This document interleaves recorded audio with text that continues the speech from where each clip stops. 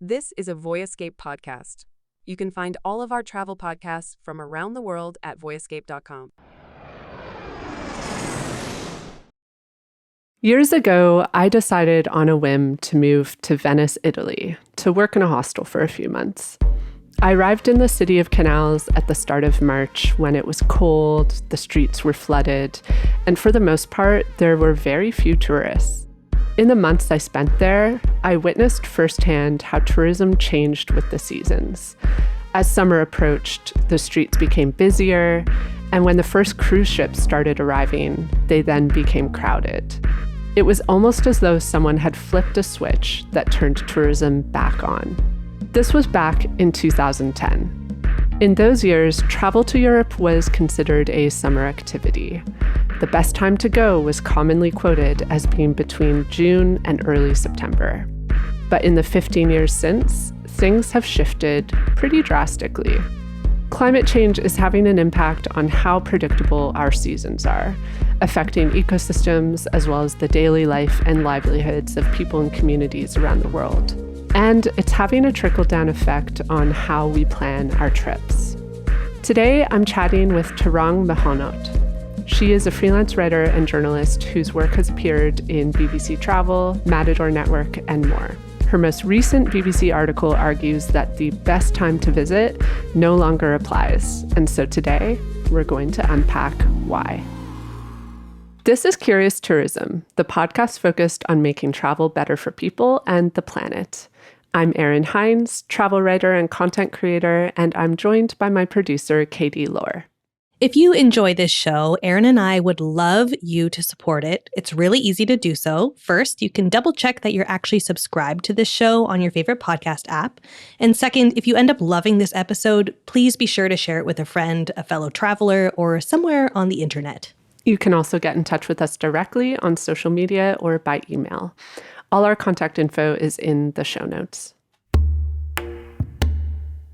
I'm really excited to chat with you because your article, actually, I will tell you, I've read many of your articles and I really appreciate your perspective on things. Like, I think there's a lot of alignment in how you and I think about and approach travel. So I'm really happy to have you on. But this article in particular stood out to me because seasonality is something that I think in the responsible tourism space is like talked about quite a lot in the context of like traveling places purposefully off-season.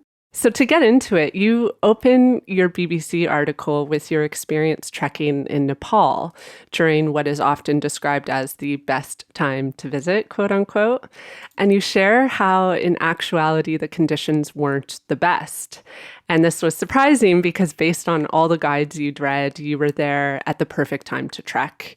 So could you give me sort of the cliff notes on what happened on that trip and when it became clear to you that it wasn't just bad luck when it came to the weather, but something tied to a larger shifting climate pattern? Honestly, it was pretty early on during the trip that I realized that, okay, there's this gap between what I expected and what I'm seeing, and that this is likely going to be a pattern for the rest of my trip, mostly because like I landed in Kathmandu and of course, right after landing, I looked around and I couldn't see much. Like I couldn't see the hills and the mountains in the distance that I had been told I would see. In the first few days, I even had a little bit of a headache. And initially I thought it's just probably like maybe travel fatigue or I'm tired but then I also found that my eyes were burning, which is when I realized that, okay, none of this is normal. And I sort of put two and two together. And then of course I sort of Googled this to find out if this is really an issue in Nepal, because this is when I started suspecting that maybe I missed something while I was planning this trip, or I was not careful enough. So I did some Googling and I was very specific in terms of what I searched. Like I directly searched on Google that is bad pollution or bad visibility in Nepal during the pre-monsoon months a problem. And there were quite a few mostly personal essays on personal blogs or Reddit threads that sort of popped up where people were speaking about how this has been an issue in Nepal for decades, actually, but has worsened in the last few years because of mostly climate change. And the dryness is a lot more, and there's more forest fires, there's a lot of construction, which leads to a lot of dust in the air. And the way Kathmandu is sort of geographically, it's like a valley, like a bowl shaped valley. So because of the way it's structured, all of this gets trapped in there and cannot escape. And so the pollution has been a problem for a while. And I realized that this is okay, clearly not just bad luck. It's been a thing for a while, but I just did not find that information in the articles I read before. And then this pretty much continued even while I traveled to other parts of Nepal. So after Kathmandu, I went to Pokhara, which is in central Nepal. I was there for like 4 weeks, and it was the same scene there. Like the visibility was bad. We couldn't see much. I then went further into like Western Nepal, which is a lot more remote, and I thought maybe it would be better there because it's remote and maybe there's lesser pollution, but the same thing continued there as well. So yeah, pretty much realized at the start of the trip that I'm gonna have to improvise and adapt, and that yeah, this is a real problem, and it's not just going away. Yeah. That part of the article, like it captured me right away because I was in Nepal in 2024. I went twice in 2024. And the first time was in very early March, like the first week of March. And people had told us that that was a bad time to go, that the weather was going to be really bad because it wasn't warm yet. It was still like kind of winter, I guess. But we ended up having incredible weather, which was so funny to us because like going trekking, our guide had said like, like it's going to be touch and go because this isn't the best time to be trekking. So we had sort of the inverse experience of you where we like, I guess, rolled the dice on going during the supposed off season and ended up having really great weather. Although I will say visibility wasn't good. And that's been my experience every time I've been to Nepal. I think I've been 3 times now. And every time I have found that, especially in the Kathmandu Valley. Were all 3 times in the same season? So the first time I was there in June, then it was end of February, first week March, and then June again. Yeah, all 3 times visibility wasn't that great. Although like trekking the first week of March, visibility was like pretty good in 2024. I guess it just adds to this point that it's really difficult to predict these days. Yeah, so the best time to visit is a concept that you really do see everywhere in the travel community and in the industry. I'm a blogger myself. I know bloggers write whole blogs about when to visit places. Guidebooks always include sections on this. And people Google this. I think it's pretty commonplace that like anytime a person is traveling somewhere, they're going to Google like when is the best time to visit. I literally Googled this a few weeks ago for an upcoming trip. So in your article for the BBC, you talk a bit about what this concept of the best time to visit means traditionally. Could you share that definition, I guess, and maybe talk about how it's evolved over recent years? Yeah, I think traditionally, and this was probably years and years and years back, best time to visit a destination simply meant peak travel season for that particular destination. So this was usually this sweet spot between good weather. And by good, I mean weather that is not too extreme, like not too hot or not too cold. So it was a sweet spot of good weather and easy access to experiences. But of course, this advice was kind of one dimensional in that it did not consider the fact that different travelers may have different expectations and they might be seeking something different from their trip.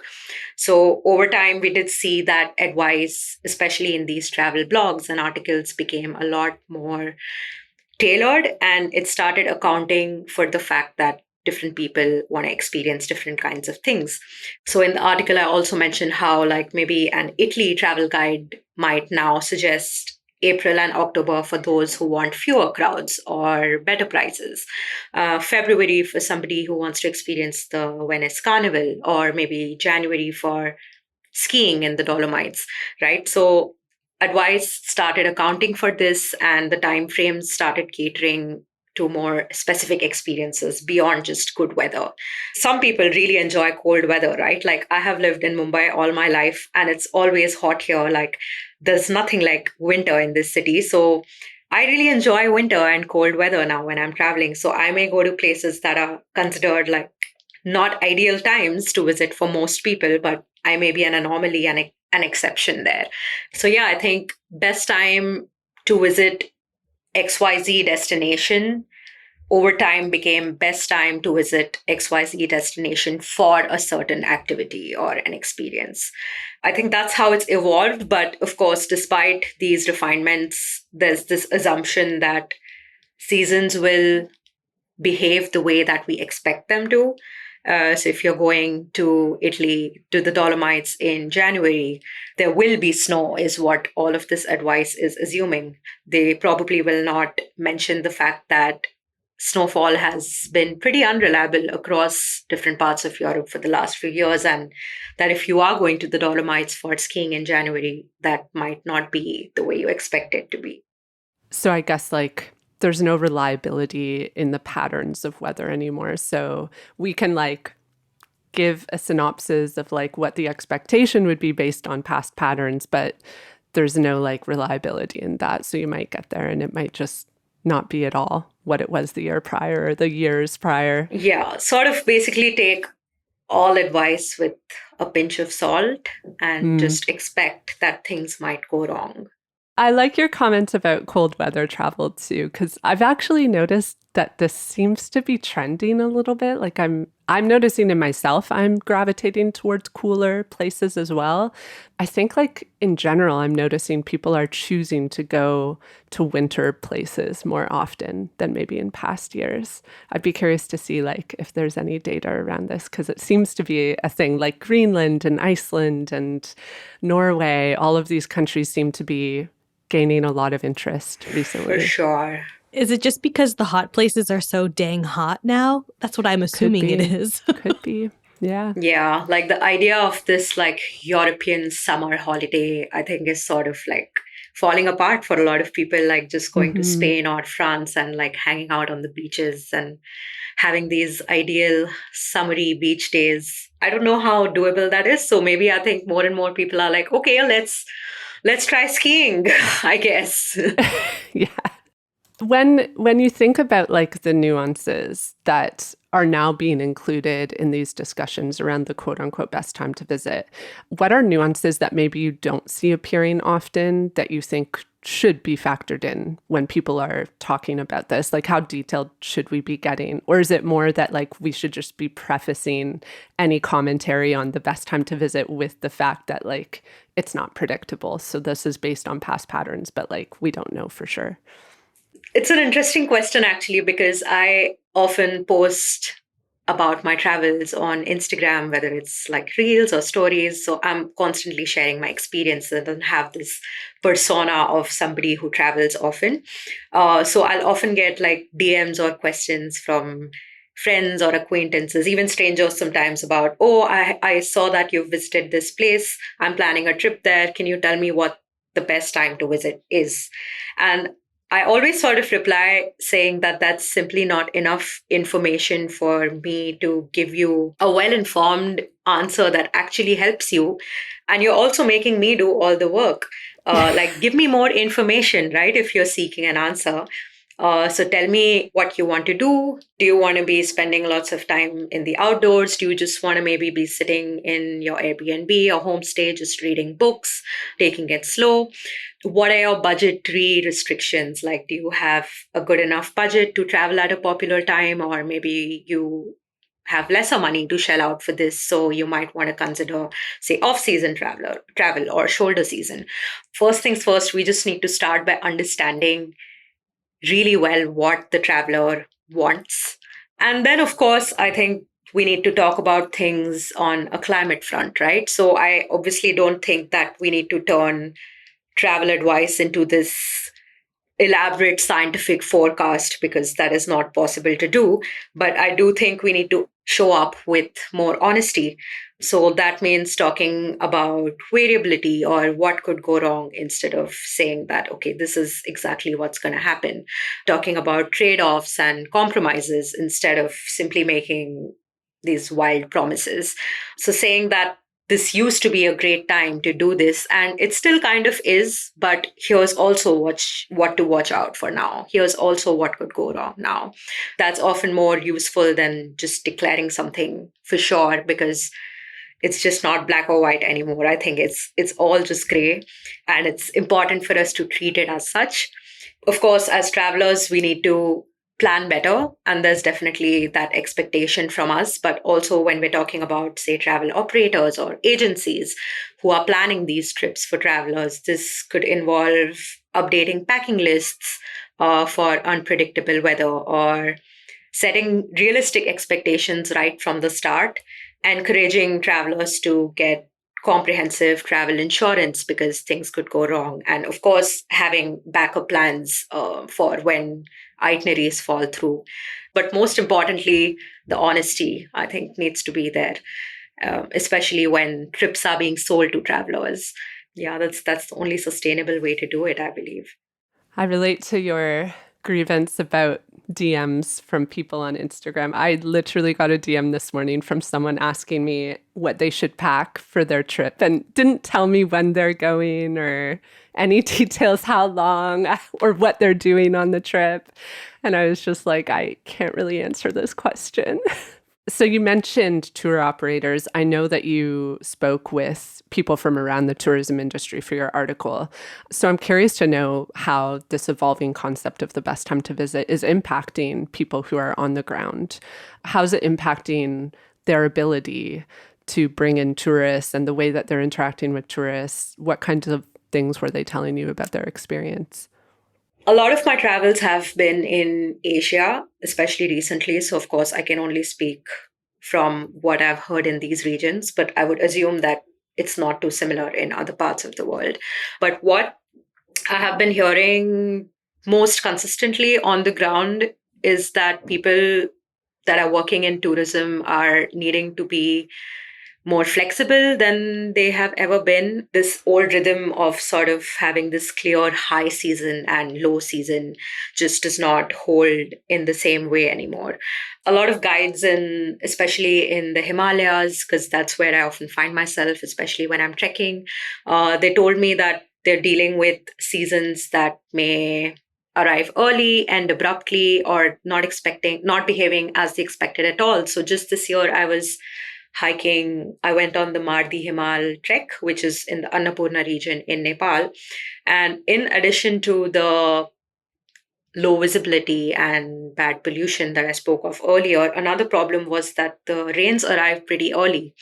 So, of course, we were still able to complete the trek, but it did slow us down because we had to take more breaks. And of course, you can't just be hiking when it's just pouring, right?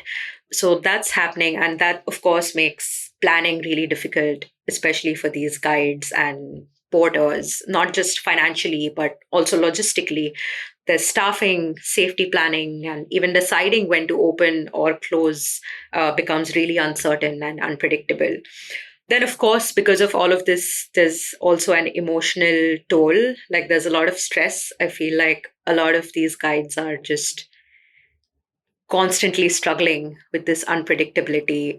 Some speak of like constantly needing to re-educate visitors who arrive expecting this like perfect conditions that they maybe read about online or saw in a reel. And so it's sort of like the onus of educating them also largely falls on them often, which is a lot because travelers may come and they may be disappointed, and then it's on these guys to sort of manage their expectations and keep their spirits high or whatever. And then they feel like a sense of guilt potentially because like people have paid a lot of money to come, but Exactly. it's like really out of their control. And so Pretty much. At the same time, though, like I have also found that there's people on the ground adapting to this really well and in very creative ways. So, like, there's some companies that are shifting tours to maybe if there's a walking tour, they might shift it to different times of the day to avoid heat or expand what they offer so that they can offer travel in so-called off seasons as well. But of course, this adaptation, I think, is also sort of, to be able to do that is not always easy. And not everybody has the same ability to just quickly pivot. Yeah. And I guess it depends as well. Like, I'm thinking about it in the context of trekking. Like, I know a lot of these guides like pre-book the tea houses that their group will stay in. But even like an on-the-ground like bus tour is doing the same. They're booking accommodations ahead of time. And then if you have to make changes based on the weather, it can disrupt the bookings that have been planned. And it just, when you start to think about it logistically, it really can cascade into quite a problem if you have to make like big changes to a trip partway through.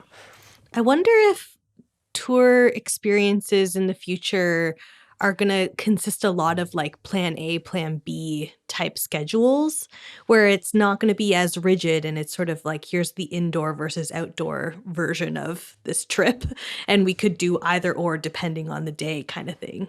Mm-hmm. It's just that like financially, if they have to book these activities, they can't book both. Like it just financially doesn't work out. Yeah. So I guess like it would be mostly a problem in really busy places where you have to pre-book things. But I actually was on a media trip in BC earlier this year, and my itinerary was that. It was, this is what you do if the weather is good, and this is what you do if the weather is bad. But none of it was like pre-booked activities. So yeah, we were able to pivot like at the last minute. For some experiences, like even when you're traveling by yourself, say you're not traveling with a travel operator, you've planned it all by yourself, some experiences do require you to book well in advance. Like while I was interviewing people for this story, I remember somebody said that they went to the Great Barrier Reef for a diving trip, and they're actually somebody who usually plans trips at the very last minute. They're not like a long-term travel planner. But for this thing, they had to book it well in advance because they were going for a proper course. And they made bookings based on when the visibility underwater is meant to be the best and the weather's good and sunny. But everything like went against her, and her trip sort of fell apart. And yeah, it really sucks because sometimes you have no option but to book in advance, and you do lose out on money, you do lose out on experiences. It's just how it is now, I suppose. Yeah, actually, you've just reminded me on this same trip to BC. So one of the activities we were doing was bear viewing, grizzly bears in Toba Inlet, which is a pretty remote part of northern BC. And it's difficult to get there. You have to book far in advance because they only bring a limited amount of people per day. And we had been on a nearly 3-hour boat journey to get there. And once we got there, the Indigenous guides that bring you to see the bears immediately told us that there had been heavy rains and it had washed out part of the river where we were meant to go and watch the bears fishing for salmon. And so they said to us straight up, they said, like, we doubt that you will see bears today. So your options are to turn back, drive, take the boat all the way back to Campbell River, or give it a shot. And if you decide to turn back, you can come tomorrow without paying, like you'll just come and do the experience tomorrow. But if you decide to stay, you won't have the quote unquote rain check. So if we don't see bears, like that's just how it is. And people were visibly upset in our group. We were like a small group of, I think, 8 people, and people were quite upset because there were a lot of people. We luckily had the flexibility to do it the next day if we needed to, but there were people who were like, I'm flying out tomorrow. Like, this is not a possibility for me. We ended up like deciding to all stay. Like we decided as a group to give it a go and see if we would spot any bears. And we were very lucky to spot some, but it could have completely gone the other way.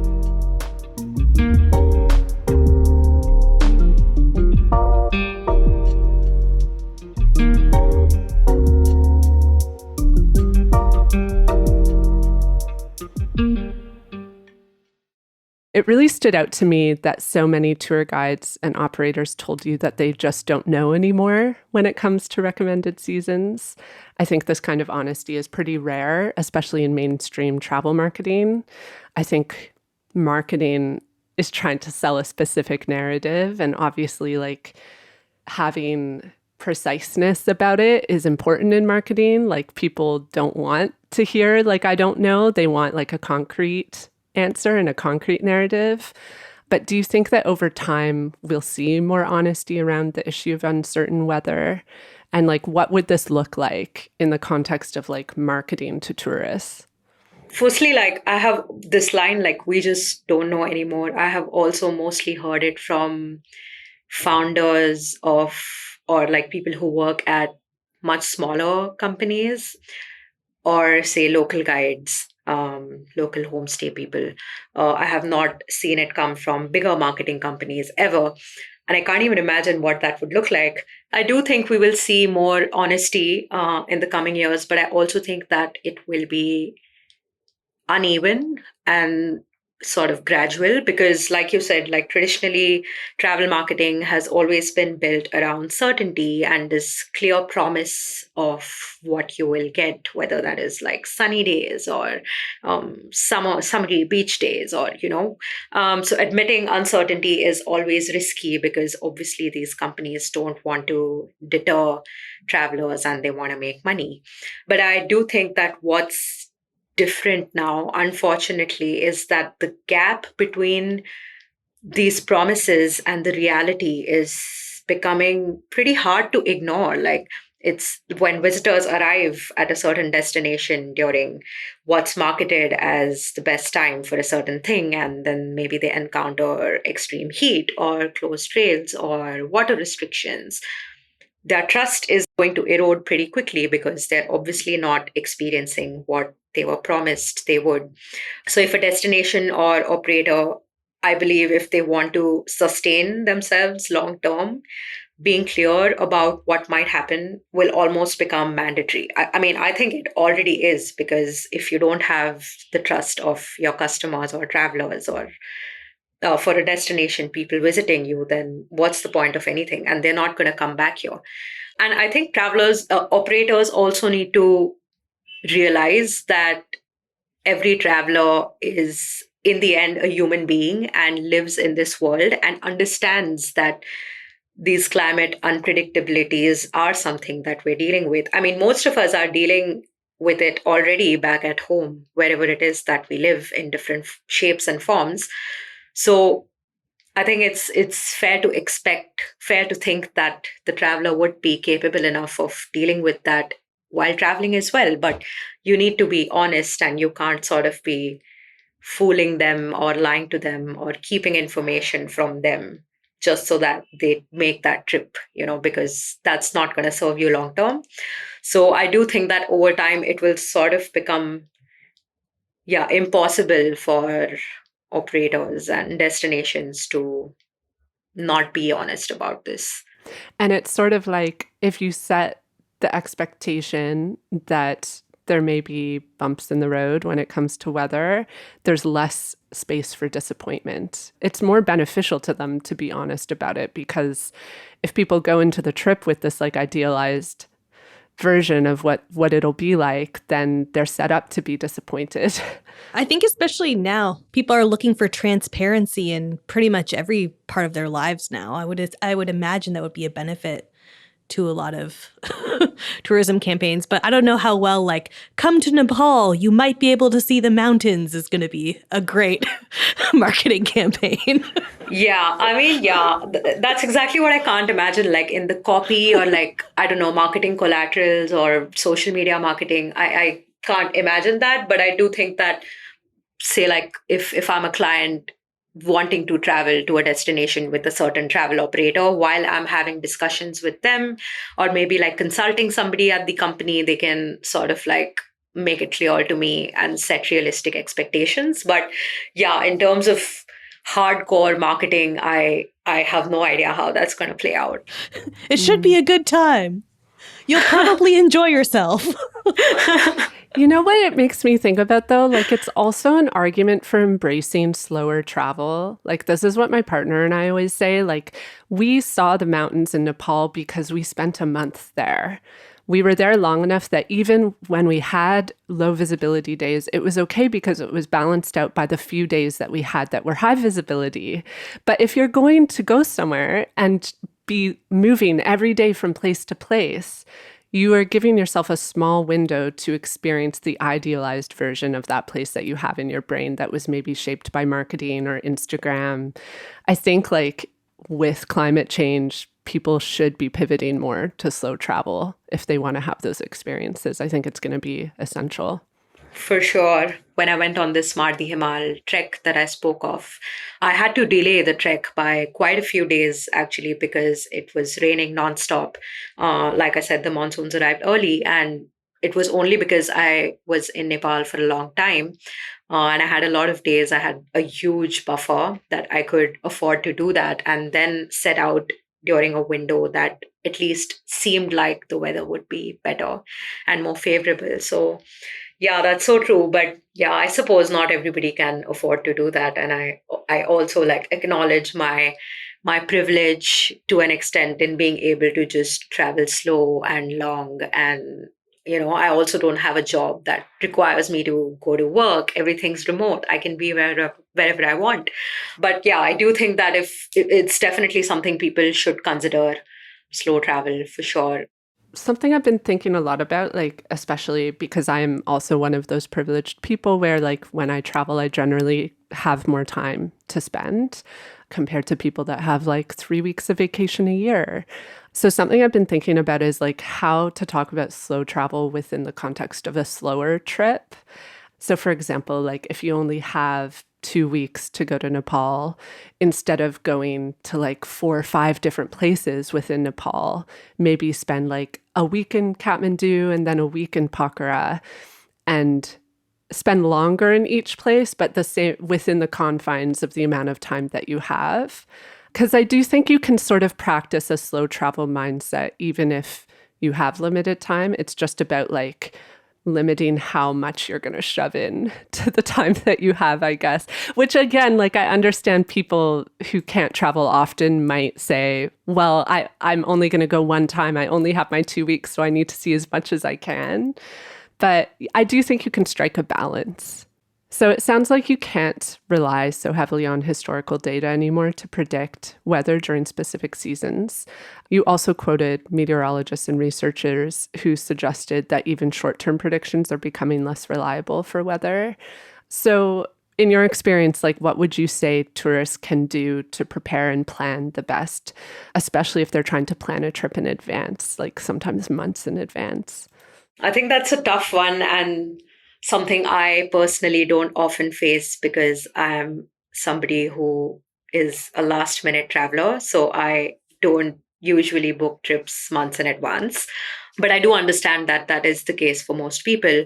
So I think first things first, I would say do your research. And by research, I mean like go really deep into it. Like, don't just look at the articles that come on the first search results page on Google. Don't just go by like trending reels or what you see on social media platforms. Discussion forums can be really helpful. I find that Reddit is really, really helpful in this regard. Like when you want to learn about what things are really like on the ground, because I do find that most people on Reddit are not writing what they are to gain followers or get engagement, right? They're just doing that because they like sharing their experiences and being part of a community. They want to be helpful. So it's nice and there is way too much information on Reddit. Like I often say that if there's something I look up on Reddit and I do not find information for it, especially if it's like some problem I'm dealing with, like that's going to be really worrisome because that means that's a really unique problem that nobody on Reddit has ever spoken about. Yeah, that means I'm all alone. I need to figure that out like all by myself, and that's scary. But anyway, so platforms like Reddit can be really helpful when you're trying to get like real time information about what things are like on the ground. There's also other travel focused websites that have discussion forums. So there's one that I know of that's on this website called Travelers Point. They have a discussion forum where travelers share their experiences, often on weather and what are good times to go to certain places. I think you can also lean into social media in terms of checking if some acquaintances or friends of friends live in the destination that you're going to. Maybe chat with them, ask them specific questions about the weather. So yeah, lean into your network and friends and families. And of course, I think if you're planning like a summer trip to, say, Italy or France, and the weather there in the summers for the past few years has been too hot or too difficult, just assume that that likely will happen again. And I guess sometimes we think that, oh, when I'm going, things might just somehow work in my favor magically and things won't go that wrong. And I'll just somehow do all the things that I've wanted to, it'll just work for me. But yeah, I don't think that's very wise. And that's you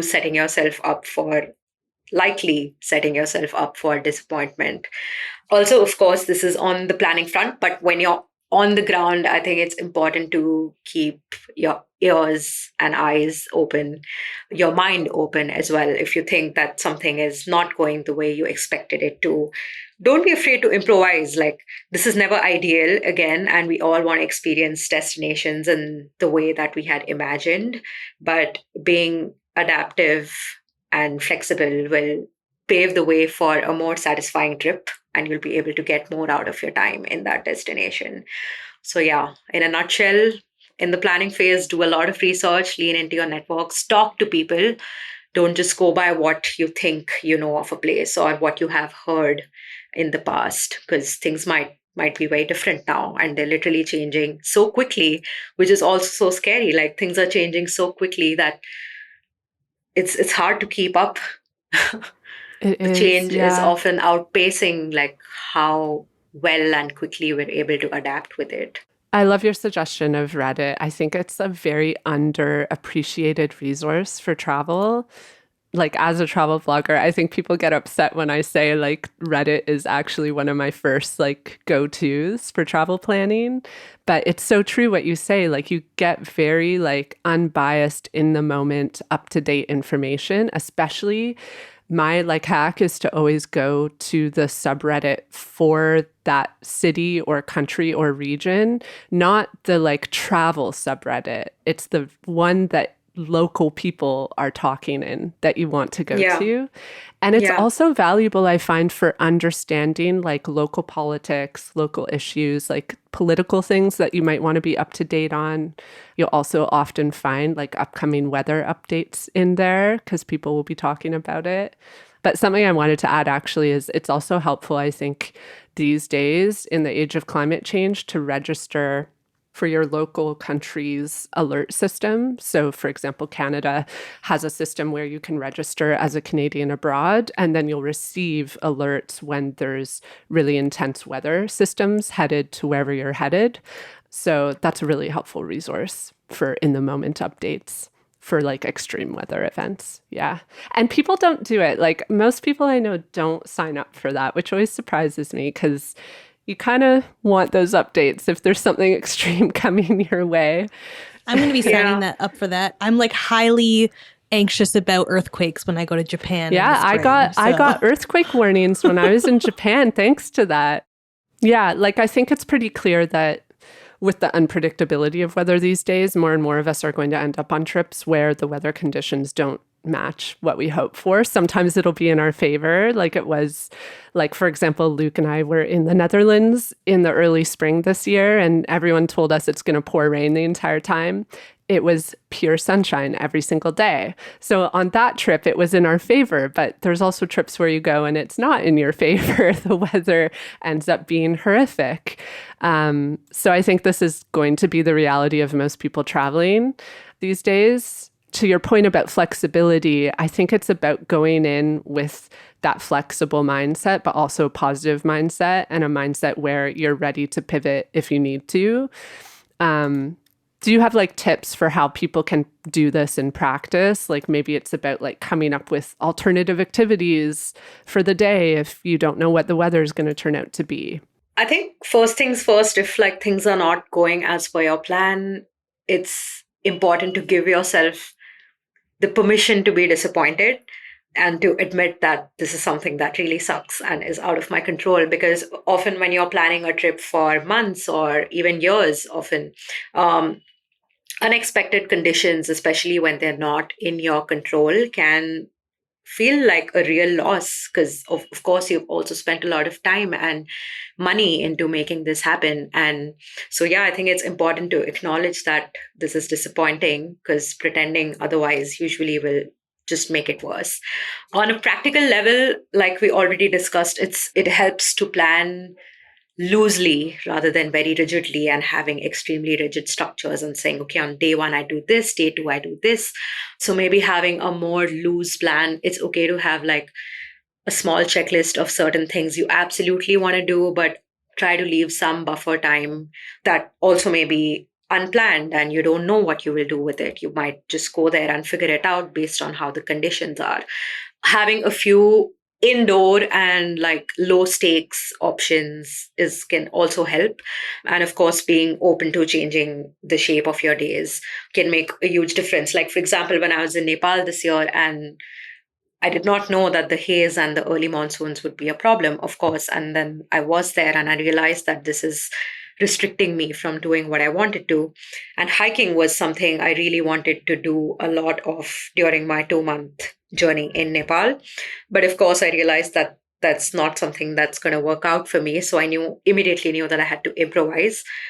And I thought, okay, if I can't hike, what are some other ways that I can move or work out, or because movement is something that brings me a lot of joy in different forms. Like I'm always looking for creative ways to move my body. So I was in Pokhara for 5 weeks and there was a climbing gym there, and I do climb, like I started sometime last year. So I was like, okay, I'm going to try to climb more regularly because since there is a gym so accessible here, I did that. To my surprise, I also found a skating rink in Pokhara. Like, who would have thought? I had no idea. Oh, Nobody had. I know it. I know that skating rink. Yeah, we went there. Yeah, we also were like, wow, there's a skating rink. I love so that. Cool. There's actually 2 or 3. And I realized that there's actually some sort of like a skating obsession across Nepal because I was in some village in remote like Western Nepal and we were at like some 3,000 meters, I guess. And there was a skating rink there. Like that village almost does not have like proper medical facilities. Like it's so remote and they have a skating rink.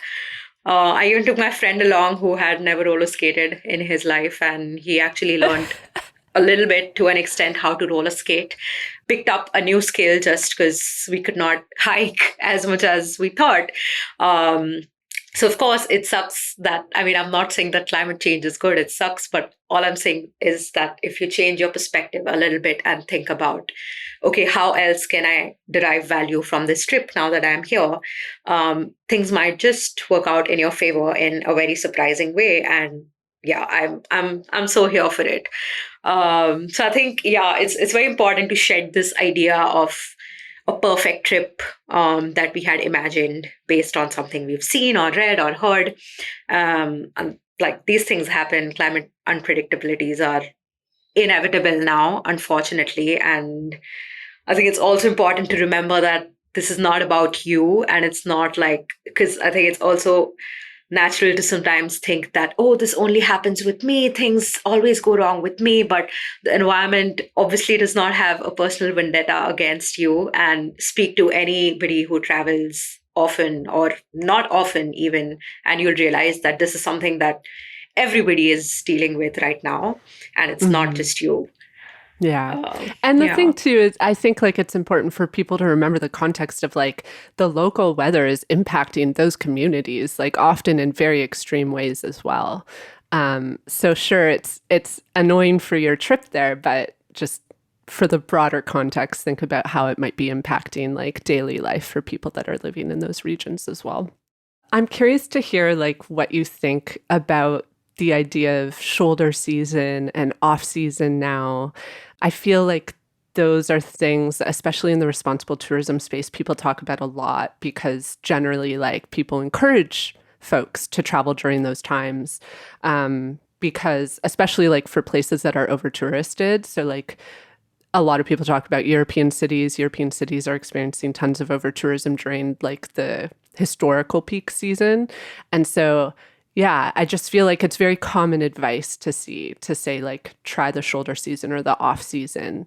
Do you think that this whole concept of the changing best time to visit also turns or disrupts this idea of what the shoulder season or off season is. Like, what would you say for the responsible travel tourism space? Like, how should we think about this? Should we still be talking about shoulder and off season so actively? I mean, I think it also depends on the destination and will differ from destination to destination. But I do think that the lines are definitely getting more and more blurred between like what's peak season and what's shoulder season or off season. And more we're seeing like these days, I feel like I see people traveling all year. Like there's initially it used to be that a lot of people traveled at a certain time of the year, but now it's pretty much all throughout the year. And that said, I feel like it's one shouldn't assume that shoulder season or off season are also entirely safe to travel in, and things can also go wrong around that time. Anomalies and disruptions should just be expected throughout the year.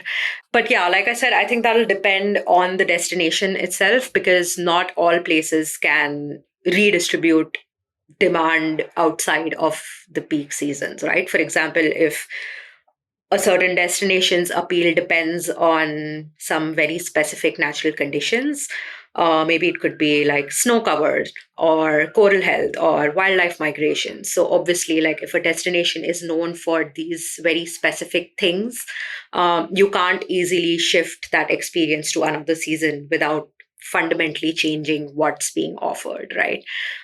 So like if we're talking about Africa and like the wildlife migration season, I guess then it's also about like really promoting and marketing other sides of Africa and telling people that there's a lot more to this place than just the wildlife migration. But yeah, the point is that it's not always very easy to shift experiences to another season for every destination. But I do think that overall, it's really getting blurred as to what peak season and shoulder season is, because I also see that some destinations, in fact, might now be getting more people or just as many people during the shoulder season as, say, the peak season. We're seeing this a lot in places like France or Spain, where the summers are getting more intense, and a lot of people are now choosing to travel, say, in autumn, like October, November. Fall time is said to be really good to travel there. And so way too many people are going there now compared to a few years back. So for some destinations, yeah, the lines are definitely getting blurred. And I do think that we will see more of that in the coming years. It's so true. I can say anecdotally, my partner's family is originally from Sicily, so we still have family members and friends there, and we go pretty often. And the last time that we went, some family friends were telling us that peak season in Sicily used to be July, August, like summer. But they're seeing more crowds now in the early spring and in September, October, because July and August are unbearably hot now in Sicily. So they're kind of seeing their peak season like shift, and now like summer might eventually become the quote unquote like low season, depending on how much this gets like mainstream for people to understand. Like they were saying, it's mostly Italians that know, like Italians who come from northern Italy to Sicily, which is very popular, like domestic travel. Italians know, like, oh, don't go in July or August. But they were saying, like, Americans and Canadians still show up in July and August, and then they're shocked when it's too hot to go to the beach. Yeah.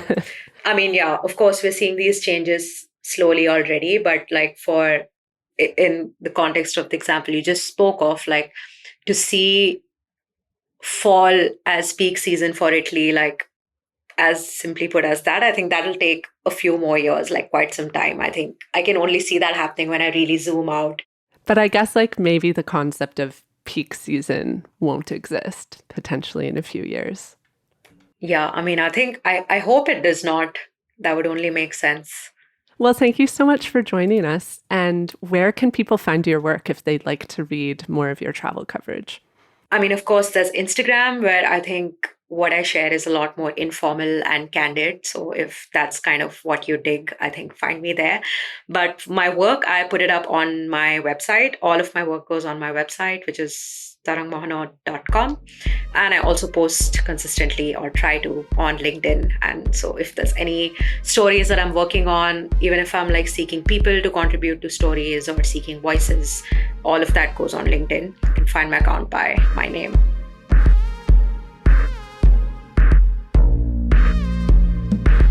Thanks for listening to Curious Tourism. If you enjoyed this episode, don't forget to share it with a fellow traveler. If you're feeling extra generous, you can leave us a 5-star review or support us on Patreon. Anything you can do to support the show will help foster meaningful change throughout the travel industry. Curious Tourism is written and hosted by me, Erin Hines, and it's produced and edited by Katie Lohr in Canada's Toronto area. If you want to reach out to us, check the show notes for all the info you need.